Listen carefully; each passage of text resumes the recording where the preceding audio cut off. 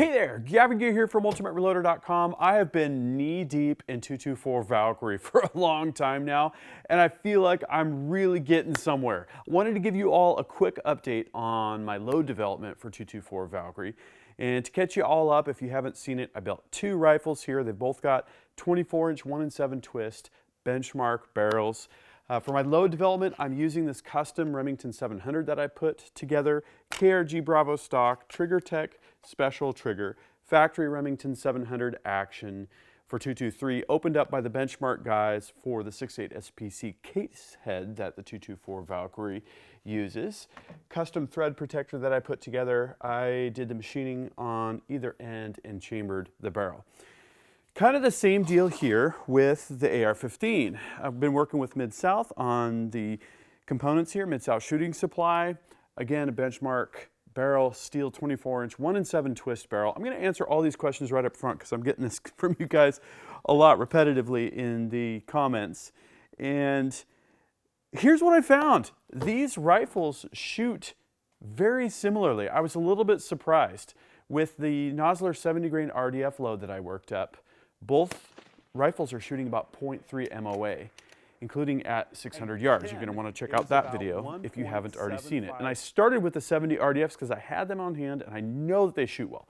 Shot well in 223, shot well in 22 Nosler, and they are rocking it with 224 Valkyrie. Great medium weight bullet.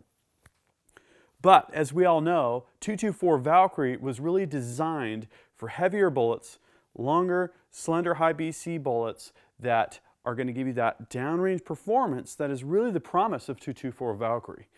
So what I did was I started working on Hornady 88 grain ELD-M, that's the extremely low drag match bullets that they offer factory ammunition for. So I thought, you know, the real sweet spot for bullets for 224 Valkyrie, high BC in that 88, 90, 95 grain weight range. Still waiting on bullets from Sierra. I'm hoping to test the 90 SMKs and the 95 SMKs, but I'll tell you, these Hornady 88 grain ELD-M bullets are doing awesome.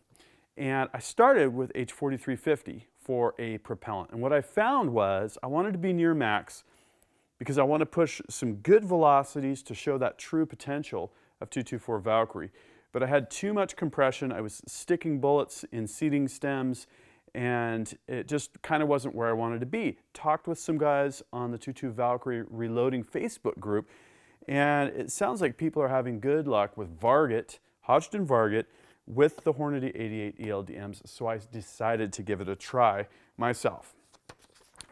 My first test was to do a sort of 10-shot load development string. I weighed these on a digital scale and took my time to get all of the charge weights dead on.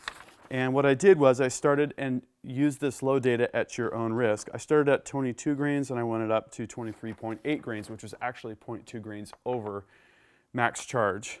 And I do not recommend that you do that. What I found was I found one kind of node here between 23.2 and 23.4. So what I did was I loaded 15 rounds of 23.3 right in the middle of that node and shot some groups. And here's what I found. Group number 1 was 0.610 inches for 5 shots at 100 yards. Group number 2, 0.758 inches for 5 shots at 100 yards. Group number 3, 0.568 inch groups at 100 yards for that particular string. So that looked actually pretty good. I mean, especially given some of the other results I've been seeing with the heavier bullets online. You know, we're right at between 0.5 and 0.7 MOA, somewhere in that range. What I didn't like was the standard deviation numbers. So I was using my MagnetoSpeed V3 and I was logging all of the data, and here's the SD numbers for those groups: 29.2 feet per second, 22.5 feet per second, 26.2 feet per second. I want to be down around 10. So I decided, you know, this 10-shot load development string is continuing to go at kind of a steep angle at the end, but that's where I want to be anyway. I'm going to go with the max charge weight of 23.6 grains of Varget and see what that will do. What will it do for groups? What will it do for SD? And I'm paying attention to SD here because now we're in that weight range where I'm really gonna use these bullets at 600, at 1,000, at beyond 1,000 yards, and that's when the standard deviation of velocity becomes more and more important because it's gonna really affect your elevation at those ranges. So what we did was I shot, again, 2 more 5-shot groups here. Group number 1 with the max charge was 0.580 inches for 5 shots at 100 yards.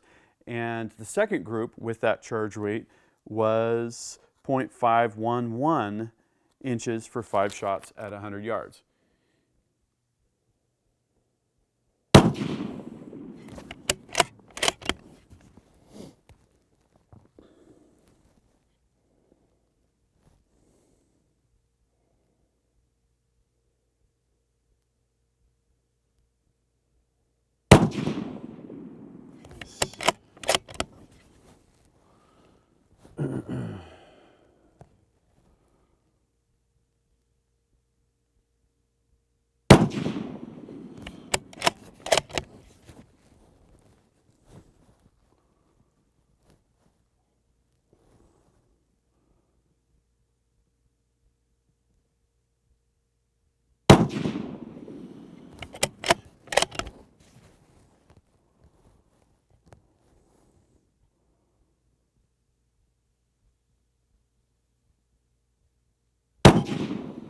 Oh yeah, that's the one. SD of 12. And I'm using this rifle because I'm taking all the variables out of the equation with the semi-auto dynamics. I know these rifles will shoot very similar. They tend to like the same loads. They will shoot about the same size groups. And I've found that the SD of velocity is actually pretty similar as well. Nonetheless, this rifle is more easy for me to get on target and stay on target. And what I'm really looking at here is the ballistics. I know I'm going to drop about 30 or 40 feet per second due to the gas system on the AR-15, but my methodology is lock it in on the bolt action rifle and then go over to the AR-15. And that's worked really, really well so far. So here's the kicker.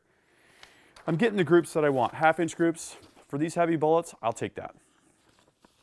The SD numbers for the first 5-shot group with the max charge was 11.7, and for the second was 12.6. Now, given that this is brand new Starlane brass that I'm using here that hasn't even been fire formed yet, I'm thinking that's looking pretty good. It's a little bit less than half what I was seeing for the charge that was just 0.3 grains lighter.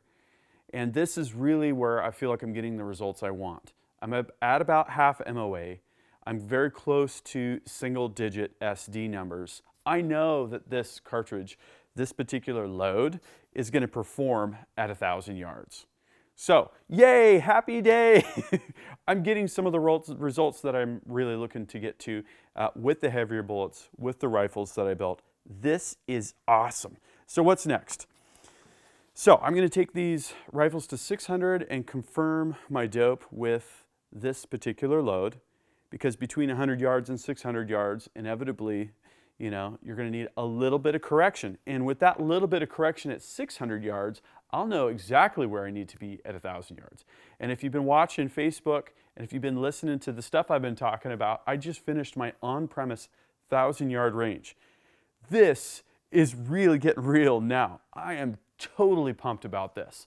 So stay tuned for the cool follow-up stories, the drone footage at 1,000 yards. We're going to be taking both of these rifles to stretch their legs at those distances and beyond. I'm looking at some coyote hunting with some buddies. It's going to be real and it's going to stay real. So make sure you subscribe to GavintooB with notifications. If you liked this video, please give it a thumbs up. Make sure you check out 224 Valkyrie Reloading on Facebook.